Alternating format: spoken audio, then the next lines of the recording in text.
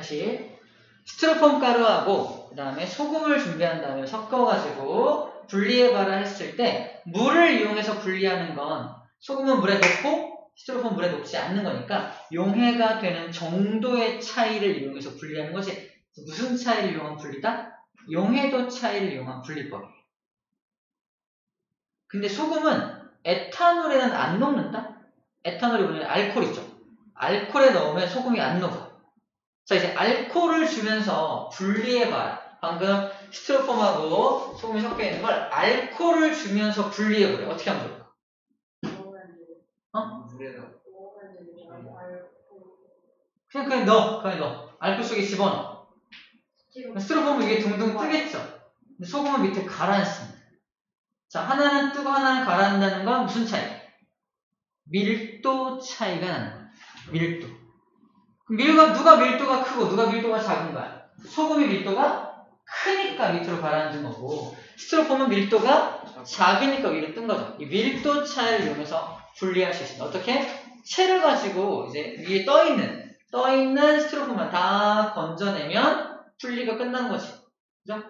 분리 다 되는 거. 소금과 스티로폼을 효과적으로 빠르게 분리할 수 있어요.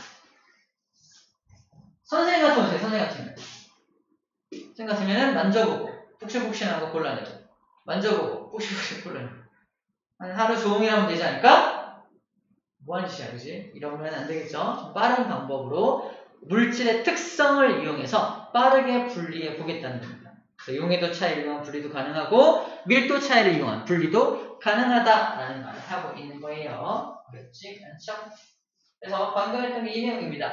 그래서 밀도가 작은 물질은 위에 뜨고요. 밀도가 큰 물질 아래로 가라앉게 만들어서 분리하는 방법. 바로 밀도차를 이용한 분리법입니다. 고체와 고체. 얘도 고체죠.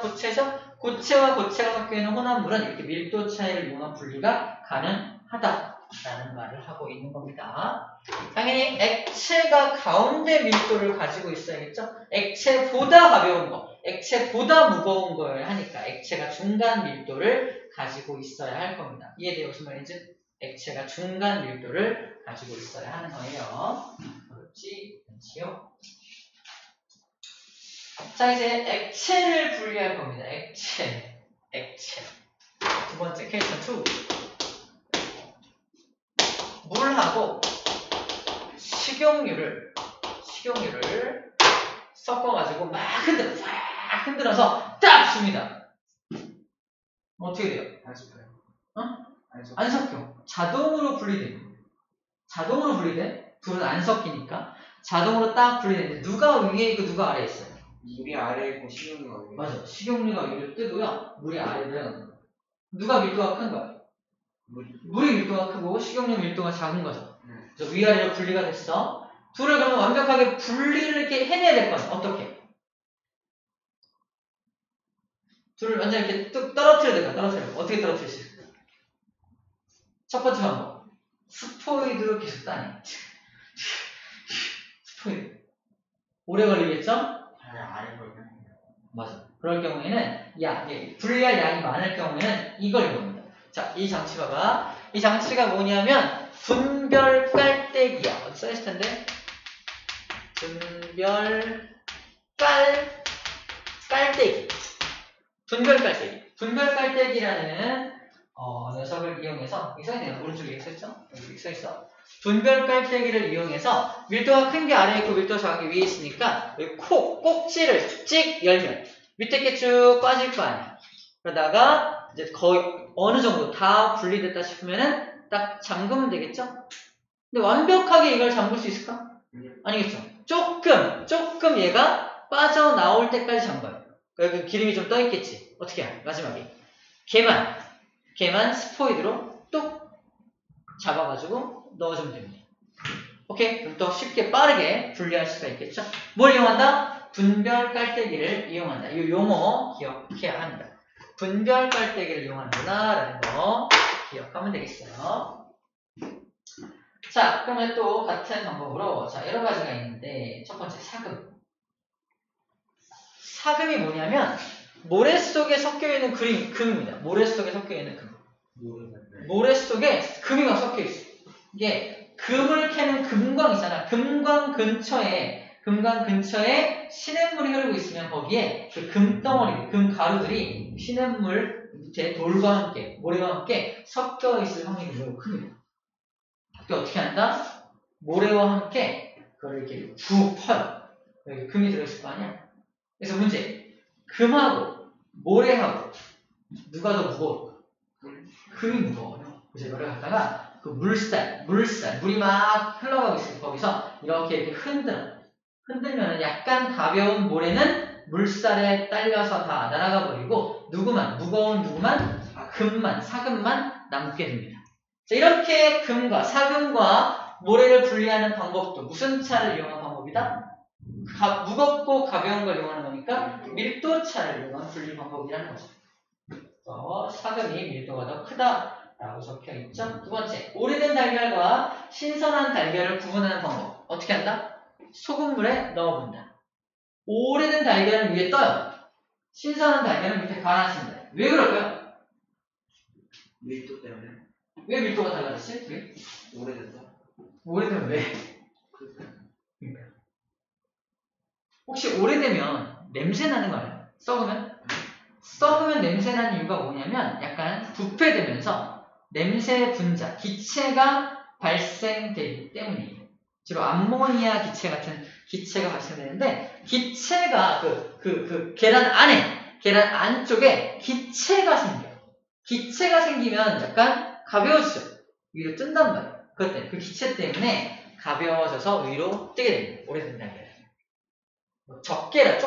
조금이라도 기체가 좀 발생되었다면 위로 뜰 수밖에 없겠죠. 그래서 이렇게 기체가 생기니까 약간 질량이 좀 가벼워진다 봐도 될 것 같아요. 질량이 가벼워진다. 밖으로 좀 빠져나가는 게 있을 겁니다.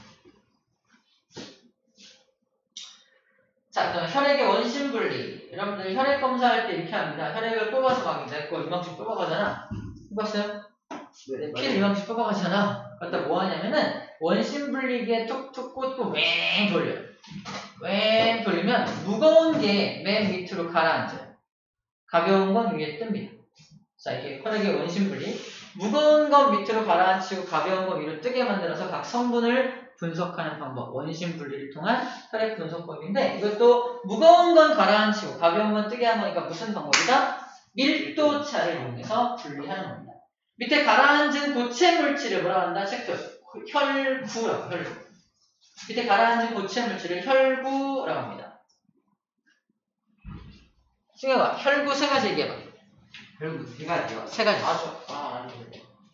승혁이한테 먼저 기회를 줄게. 혈구 세 가지요? 혈구 세 가지. 왜 맞는지 모르겠어. 혈구 세 가지. 이름에 혈구가 붙어있어. 백혈구. 백혈구. 적혈구. 하나 그만. 하나 볼까? 이거 아닌 것 같아. 힌트. 백혈구의 일부가 떨어져 나와서 생성된 거고요. 정답. 혈소판입니다. 혈소판이 피를 이제 엉기게 만드는, 피를 이렇게 뭉쳐지게 만들어서 지혈작용을 하게 만드는 게 혈소판인데, 혈소판도 고체 물질이니까 혈구성분. 혈소판이 상처 먹는 거 아니에요? 맞아, 딱지 만드는 거. 그러니까 혈액을 응고시킨다는 게 딱지 만든다는 뜻이에요. 딱지 만드는 거.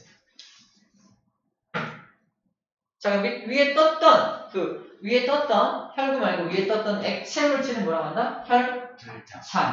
혈장에는 뭐가 들어있을까? 첫 번째, 영양물질이 녹아있어요. 피 속 영양물질이 녹아있고요. 두 번째, 이산화탄소가 좀 녹아있습니다. 물도 있고요. 그래서 액체 성분이 그 안에 녹아있는 영양물질이 많이 있어요. 자, 어쨌든 그렇게 분리하는 것도 무엇이다? 밀도차를 이용한 분리법이다. 자, 오일 펜스. 여기에 지금 뭐가 침몰한 거냐면은 어떤 배가 침몰한 거야. 배가 침몰하면서 뱃속에 기름으로 연료로 쓰던 기름이 누출된 거지. 기름은 밀도가 작으니까 위로 다 뜨겠죠. 그 뜬 기름들을 걷어가고 있는 장면입니다. 이 오일 펜스가 가능한 이유도 무엇 때문이다? 기름은 다 위로 뜨기 때문이지. 자, 밀도가 작은 기름을 걷어내는 방법. 밀도차를 이용해서 하는 거구나 라는 걸 정리하는 겁니다.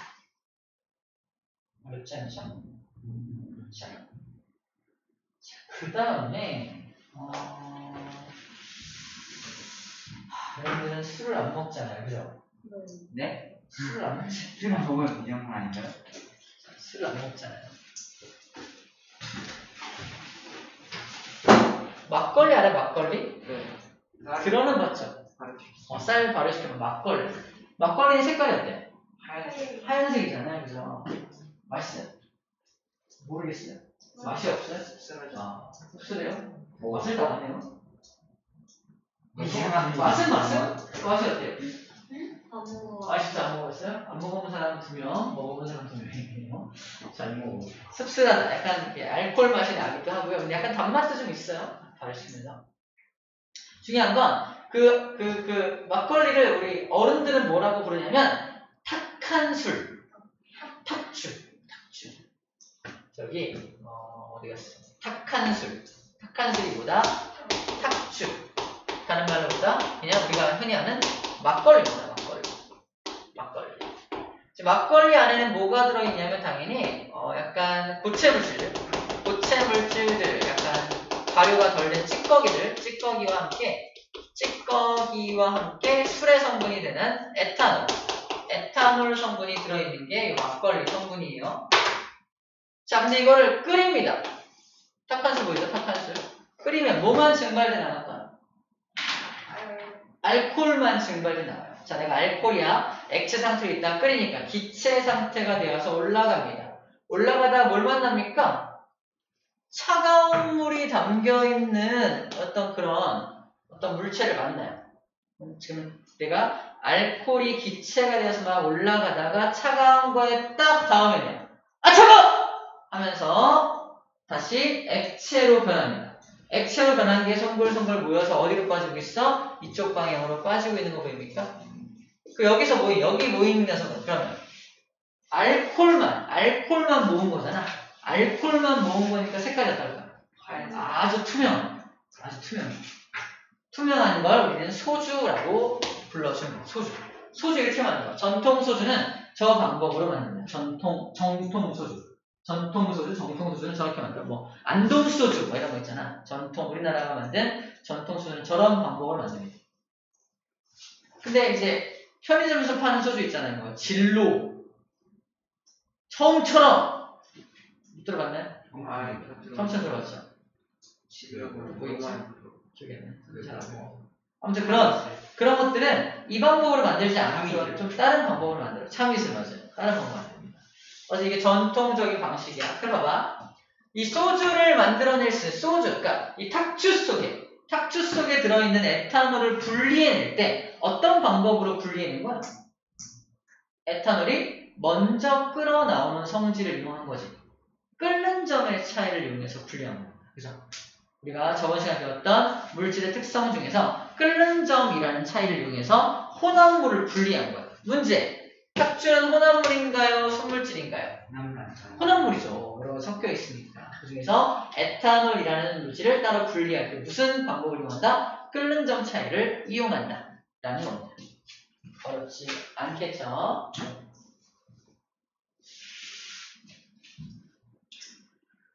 자, 그 다음에 좋아요. 이 그래프 좀 볼게요. 잠깐. 이 그래프가 뭐냐면 이거는 뭐가 섞여 있는 거냐면요. 물과 에탄올이 섞여 있어. 다시 말해서 그냥 소주입니다. 물과 에탄올이 섞여 있어. 아까 에탄올을 따로 얻었잖아. 거기다 물을 좀 섞어. 술이다. 술이야. 술을 갖다가 준 다음에 이 술에서 물 따로 에탄올 따로 분리해줘 이러는 거야. 또 뭐 하는 거야? 또 끓입니다. 그래서 몇 도가 올라가면 약간 78도 조금 높게 올리면은 약 80도라고 써있네요. 80도 정도 올리면은 드디어 누가 끓어나온다? 에탄올이 먼저 끓어나옵니다. 순수한 에탄올은 78도인데 얘는 왜 80도에서 끓을까? 물 분자가 잡아 당겨서 그래요. 물 섞여 있으니까, 그죠? 그래서 80도 정도에서 끓고요. 우리 저번에 배웠어. 이때 혼합물은 끓는 점 오름 현상이 일어난다. 기억나요? 네. 그래서 점점점 살짝 기울기가 올라가는 거 보이나요? 체크. 끓는 점 오르면서 지금 아직은 혼합물이라는 뜻이에요. 근데 끄트머리에 딱 도착하면 어떻게 되는 거야? 모든 에탄올이 다 끓어나간 거거든. 누구만 남았다? 물만 남았습니다. 그래서 또 열을 가하면 그 물의 온도가 쭉 올라가다가 몇 도가 되면 또 물이 끓어? 정확히 100도. 보이나요? 정확히 100도가 되면 물이 끓는 모습을 보여주고 있습니다. 다시 말해서 물과 에탄올이 섞여있는 이 혼합물도 무슨 차이를 이용해서 분리할 수 있다? 끓는 점의 차이를 이용해서 분리해낼 수 있다라는 얘기를 하고 있는 겁니다. 아시겠죠? 자, 그럼 이거 봐. 증류탄. 등유는 등유는 어디다 쓰는 거냐? 등유요? 사우디아라비아 중동에서 이제 기름을 팝니다. 기름. 거기서 수입해오는 기름을 두 글자로 이렇게 불러요. 원유. 기름의 근원이 된다 그래서 원유를 수입해요. 시커먼 원유를 수입해옵니다. 원유. 혹시 여러분들 자동차 기름 넣을 때 기름 색깔 본 적 있어요? 기름 색깔 아니에요? 아니야. 절대 아니에요. 투명. 굉장히 투명해요. 경유가 약간 노란빛을 띠고 거의 투명합니다. 거의 투명해요. 휘발유도 투명하고. 휘발유도 투명하고 거의 투명한 거라고. 거의 투명합니다. 중요한 건 이 시커먼 원유에서 어떻게 투명한 기름들을 뽑아내느냐. 이것도 마찬가지로 우리가 수입해온 원유를 갖다가 증류탑에 집어넣고 끓입니다. 끓이면 그 안에 되게 여러 가지 혼합물이 막 섞여 있거든. 뭐가 섞여 있다? 석유가스, 휘발유, 등유, 경유, 중유, 아스팔트 막 다 섞여 있어. 모든 것들이 섞여 있는 것을 뭐라고 한다? 원유라고 하는데 그걸 끓이면 제일 먼저 뭐가 끓어나오냐면요. 끓는 점이 제일 낮은 거. 끓는 점이 제일 낮은 게 제일 먼저 끓어나와요. 저 낮은 온도에서 끓어나옵니다. 그게 누구예요? 첫 번째 1바가 석유가스. 영하 42도에서 1도만 돼도 끓어요. 영하 42도에서 끓어요. 가스니까 끓습니다. 제일 먼저 끓어나옵니다. 어디 이용한다? 가정용 연료로 이용하게 됩니다. 두 번째로 끓어나오는 게 뭐다? 이게 바로 휘발유. 다른 말로 나프타라고 합니다. 휘발유, 나프타. 두 번째로 끓어나옵니다. 끓는 점은 30에서 120도씨가 되면 끓어나옵니다. 그렇게 하면 휘발유가 제일 만들기 쉽네요. 만들기 쉽죠? 생각보다.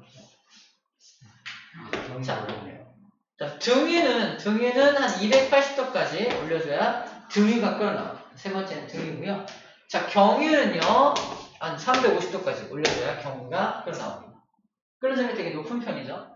중유는 되게 무거운 기름이라는 뜻인데, 중유는 다른 기름들 다 뽑아내고 되게 무거운 성분만 남아있는 그 기름을 중유라고 불러줘요. 그래서 중유라는 성분은 이제 큰 선박, 엄청 큰 선박의 연료로 이용이 됩니다.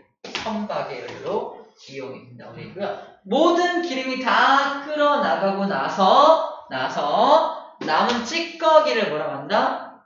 아스팔트라고 합니다. 그걸 바닥 이제 길에다 쫙 까는 거지. 길에다 까는 까만색 물질 본 적 있죠? 까만색 물질이 바로 저 아스팔트예요. 이 기름에는 원유에서 원유 찌꺼기. 기름이랑 원유는 다른 건가요? 기름이랑 원유는 다른 건가요? 기름이 뭐라고? 기름이랑 원유는 다른 건가요? 비슷하지 않아? 이 모든 게 다 기름이야. 기름. 그러니까 원유는 아예 통칭. 그래, 통칭. 가지고 그런 거. 원유는 통칭이야. 근데 아스팔트는 또 기름이야. 아스팔트는 기름이 안 하지. 그러니까 이거 아스팔트가 포함된 건 원유고, 원유에서 기름 성분을 뽑아내고 나면 아스팔트가 남게 되는 거지. 이해했어? 기름, 여기 기름이. U자 붙은 게 기름이죠. 기름 U자. U자 붙은 게 기름이에요. 얘는 또 가스고, 이만큼이 기름이에요. 정확하게 되면 원유에서 가스와 기름을 뽑아낸 나머지가 아스팔트가 되겠네요. 정확하게. 됐나요? 자, 이렇게 원유를 분리하는 방법도 무슨 차이를 이용해 분리한 거야? 끓는 점의 차이를 이용해서 분리를 하게 된 거네요. 그렇죠? 됐습니다. 세 번째, 이제 뭘 분리할 거냐면요.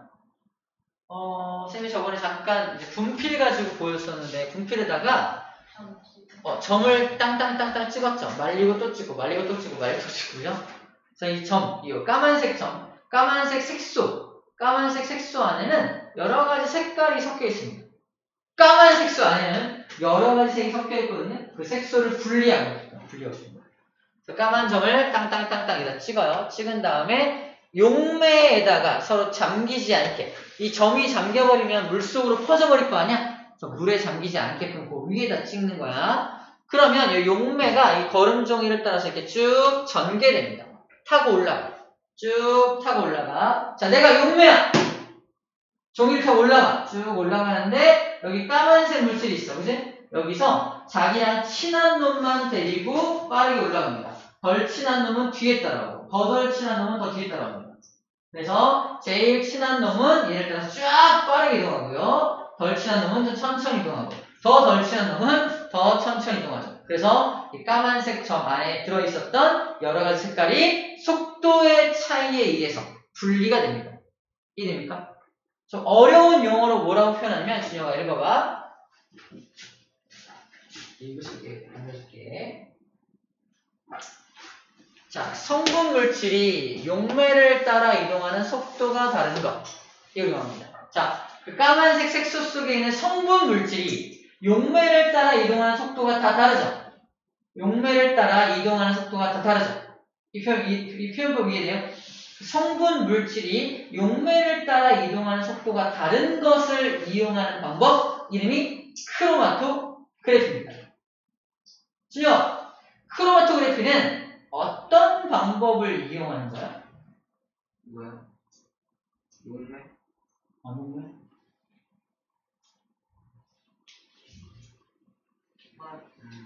성분이가 성분의 물질. 성분 물질이 용매에 따라 이동하는 속도가 달라. 그죠? 용매를 따라 이동하는 속도가 달라서 분리가 되는 겁니다. 그 용매를 따라 이동하는 속도가 빠른 녀석은 위에 나타나 아래 나타나? 위에 나타나겠죠. 속도가 빠른 물질은 위쪽에 나타날 거고요. 속도가 느린 물질은 아래쪽에 나타나서 이렇게 A, B, C로 분리가 되어 있는 모습입니다. 이해됩니까? 분리가 됩니다. 이 방법을 뭐라고 한다? 크로마토그래피. 쌤이 달리기 합니다. 레디, 딱! 달렸는데, 좋은 사람이었어. 근데, 옆에 나란히 달리는 놈이 누구냐면은, 바로 이 사람이었어요. 누구야? 볼트? 우사인 볼트. 내 이긴 거야. 내 이겼어. 내가 이겼어. 대본에 어디 그려봐요? 경찰서 아니야. 도핑 테스트를 받으러 온 거야. 마약, 피를 뽑아요. 마약을 먹었거나, 근육 강화제를 먹었거나, 이상한 약을 먹었겠죠. 그건 이길 수가 없잖아. 그걸 확인하는 거야. 그때 어떻게 하냐면, 쌤 피를 뽑아가지고, 이 크로마토그래피를 합니다. 그거 들어봤어요. 들어봤죠? 크로마토그래피. 그러면은, 저 우사인 볼트한테는 없는 성분이 쌤한테는 막 나타나는 저 위쪽에. 이거 뭐야! 나타나는 모르는 물질인데요. 무슨 소리가 나타나는 주사기가 나와서 꽂혔다고 하는. 와서 날라와서 꽂았다고 그러지? 그래서 크로마토그래피를 통해서 도핑 테스트도 이 방법을 합니다. 도핑 테스트. 꼭 색소만 분리하는 게 아니라. 왜 결말 안 해? 결말 안 해. 결말? 잡혀갔죠. 뭐. 경찰서에 잡혀가서 이제 대략대로. 그래서 그런 어떤 범죄를 저지른 거니까 형을 살겠죠? 그럴 수 있습니다. 그렇습니다. 자, 그래서 나와있죠. 운동선수들의 도핑 테스트에 이용된다. 체크. 운동선수들의 도핑 테스트에 이용이 된다. 과학수사 방법. 과학수사.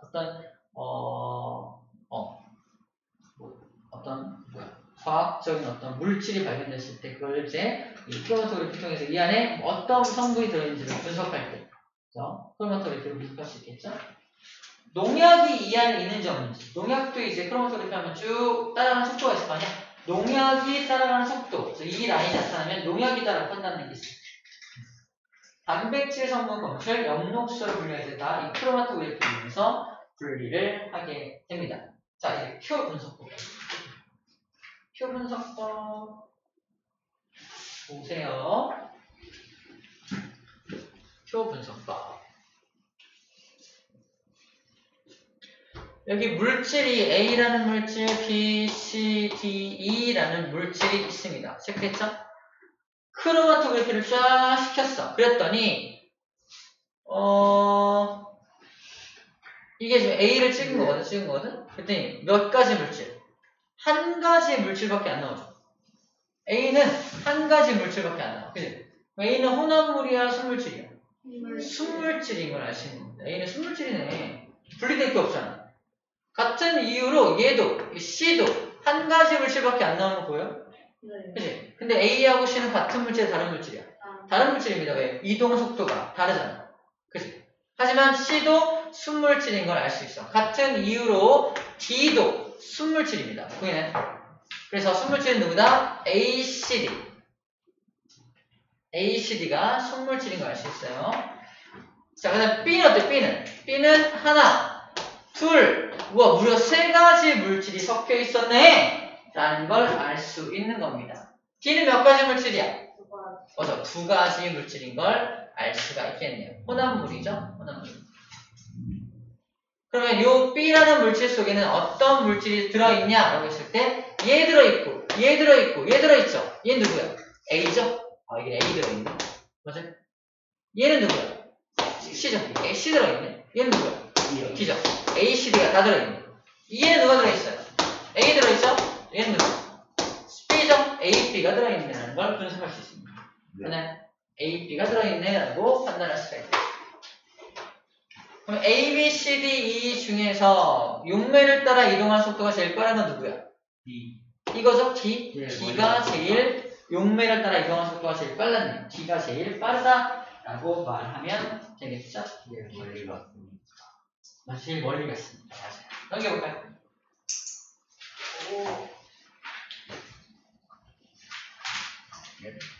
자, 이제 뭘 섞을 거냐면요. 우리가 참 많이 안 보는 물질이긴 한데, 우리 이런 그래프 기억나요? 그래프? 용해도 곡선 그래프. 그래, 기억납니까? 저 질산칼륨하고 황산구리를 섞을 거야. 네. 고체의 질산칼륨과 고체 황산구리를 부셔가지고 막 섞을 겁니다. 막 섞어가지고 준혁이도 내가 분리해줘. 이따 어떻게 한다? 준혁이 안 돼요. 준혁이가 분리를 잘해요. 진짜 잘해요. 분리를 잘할 수 없어. 분리해서 말하는 걸? 네? 아니. 분리할까봐. 자, 딴 사람 시킬게. 신이한테 줄게, 신아. 질산칼륨하고 황산구리를 막 가루를 만들어서 섞었어. 너 줬어. 분리해달래. 다시 주고. 다시 날 줘? 네. 죄송해요. 제가 제가 분리할 수가 없어요. 저도 할 수가 없는데. 할 수가 없다고? 네, 수가 어떡하죠? 어떻게 분리하지? 저 어떻게 분리하지? 무섭다. 하나씩. 둘은 뭐가 다르냐면요. 용해도가 달라요. 보이나요?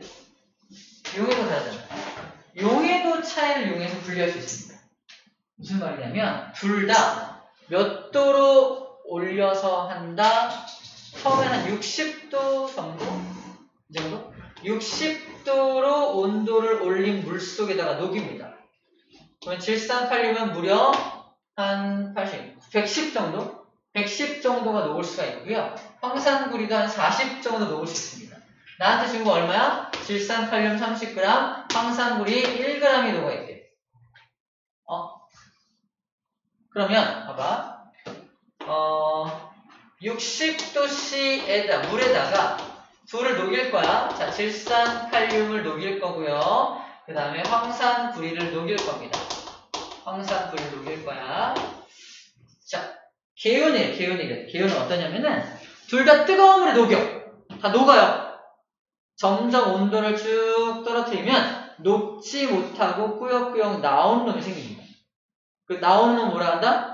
결정이 생겼다.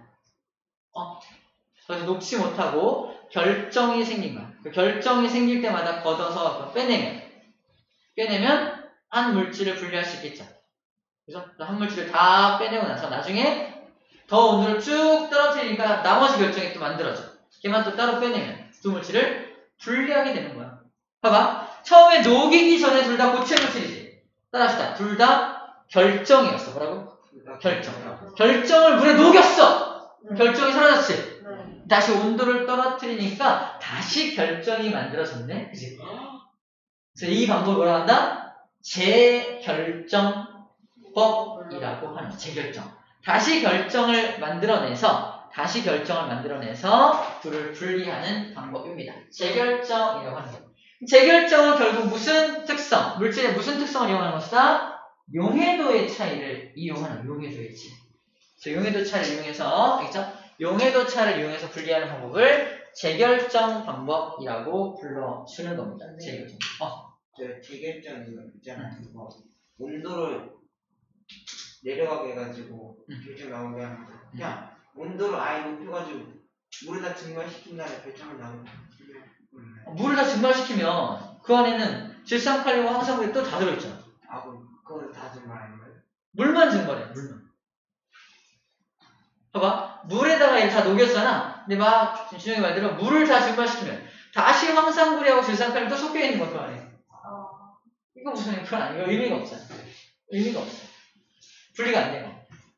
그래서 온도를 천천히 떨어뜨리면서 먼저 결정이 되어 나오는 거 빼내고 나중에 결정이 되는 거 빼내면 둘을 분리할 수가 있다라는 말을 하고 있는 겁니다. 무슨 말인지 알겠어요? 계산 한번 볼게요. 계산 문제 여기 있습니다. 선생님들 계산 염화나트륨 몇 그램 준비한다? 20g. 붕산 몇 그램? 20g이 섞인 혼합물이 있습니다. 상상 소금 20g. 붕산 20g. 붕산은 하얀색이거든요. 네. 둘을 부셔서 섞으면 구별돼 안 돼. 안 돼. 이걸 갖다가 서희를 줄 거야. 분리해줘. 어떻게 하고 싶어? 다시 줄 거야. 똑같이 아까 황금것처럼. 일단 뜨거운 물에 다 녹입니다. 그래서 몇 도에 녹인다고 돼 있냐? 무려 80도짜리 물, 다행히 100g에다 완전 녹입니다. 용해도의 정의 중에 물 100g에 얼마나 녹아 들어갈 수 있냐가 용해도의 정의였죠. 물 100g을 딱 맞춰준 거, 땡큐. 완전히 녹입니다. 그 다음에 20도씨로 냉각을 합니다. 그럼 누가 결정이 되어 나올까요? 문제. 누가 결정이 되어 나올까요? 20도씨면.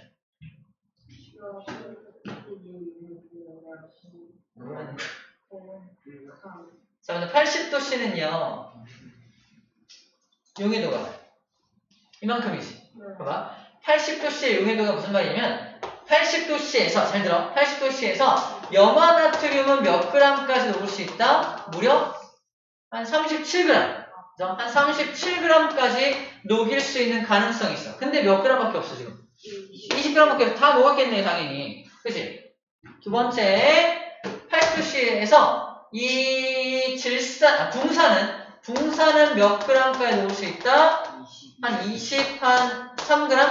한 23g 녹을 수 있네요. 근데 몇 g 준비했어? 20g. 다 녹았겠네, 이거.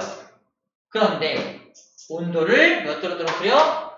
20도씨로 떨어뜨리면, 붕산의 용해도가 얼마로 바뀌어요? 5로 바뀝니다. 헉? 무슨 말이야? 붕산은 5g밖에 녹을 수 없는 환경으로 변해버린 거야. 아까 20g 녹여놨는데 5g밖에 못 녹는 환경으로 바뀌니까 몇 g이 녹지 못하고 나오겠어? 15g이 녹지 못하고 석출될 겁니다. 다른 말로 결정이 되어 나올 거란 뜻이에요. 먼저 석출되는 건 누구다? 붕산이 먼저 석출되어 나올 겁니다.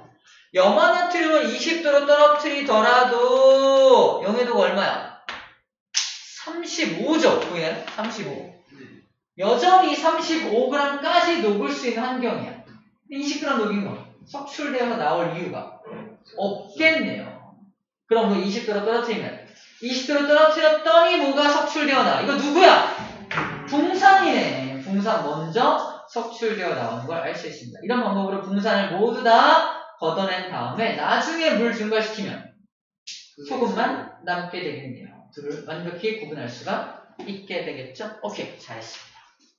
자, 이런 식으로 하는 거예요. 이런 재결정. 이 재결정을 이용하는 방법이 자, 천일염. 우리 염전에서 얻은 소금을 천일염이라고 하는데 이 천일염 안에도 여러 가지 불순물이 섞여 있거든요.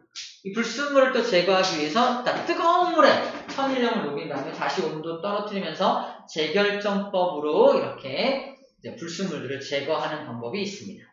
두 번째, 아스피린이라는 합성 의약품 만들 때도 불순물을 제거하기 위해서 또는 순수한 것만 얻기 위해서 바로 재결정법을 이용했다고 합니다. 자, 그 정도 이야기입니다. 어렵지는 않겠죠? 자, 이거 시험 문제 나오면 하나 먼저. 시험이요? 나중에 시험 볼 때 이런 문제가 자주 출제가 될 겁니다. 뭐가 섞여 있냐? 아, 철가루, 톱밥, 소금, 모래가 4가지 물질이 섞여 있어요. 아이디어. 제일 먼저 뭘 먼저 구분해낼까? 빼낼까? 자석을 이용해서 자석에 붙는 거. 철가루 먼저 부르륵 다 빼서냅니다. 철가루 분리했죠? 이렇게 뜯어내고요. 세가 남았죠? 톱밥, 소금, 모래 남았어요. 셋은 어떻게 분리할까? 물에 녹입니다. 녹이면 소금 녹죠? 네. 톱밥과 모래는 안 녹죠? 그럼 물에 녹으니까 녹은 용액만 거름종에 통과시키면 톱밥과 모래는 위에 남고요. 소금물은 밑으로 빠지겠지. 소금물 빠진 거에서 물 증가시키면 소금 나오죠. 오케이, 소금도 구분해냈습니다. 맞죠? 남은 건 누구야? 톱밥과 모래네요. 둘은 어떻게 구분해요? 그래서 밀도. 물에다 넣어서 톱밥은 위에 뜨고요. 모래는 밑으로 가라앉는 걸 이용해서 위에 것만 채로 이렇게 건져내면 되겠죠? 오케이, 밀도차 이용해서 둘을 구분하면 4가지 물질을 완벽하게 다 구분해낼 수 있다라는 겁니다. 됐나요? 오케이. 애초에 이걸 왜 섞어요? 문제를 위한 문제예요. 안 배우고 싶지만 문제를 위한 문제입니다. 여러분들 얼마나 뛰어난 문제 해결 능력이 있는지를 알고 싶은 거죠. 네. 자, 우리 97쪽과 98쪽 문제를 좀 빠르게 풀어볼 겁니다. 자, 풀어볼게요, 지금. 개념하기는. 안 했나? 네. 소리, 잠깐만. 우리 96쪽 맨 밑에 개념 확인 퀴즈 먼저 풀어볼게요. 1분 정도 줄게요. 빨리 풀어볼게요. 시작. 개념 확인 퀴즈. 원래 숙제가 줄어드는 게 새로운 거 나가지 않을까? 새로운 거 나갈 거야, 시간상. 좀 나갈 겁니다. 근데 강의가 몇 개 남았나요? 강의가? 8개니까. 4개 남았어, 4개. 많이 남았네요. 그럼 화학 끝난 거예요? 한 달이면 화학 끝납니다. 한 달. 4주니까. 4번이면 4주니까. 좀 빨리 나가면, 오늘 이제 9강 나가면 4주 안 걸리겠지? 3주 얼마 걸리겠지? 3주면 6월 한 20일경? 정도면 물리 남아있네요.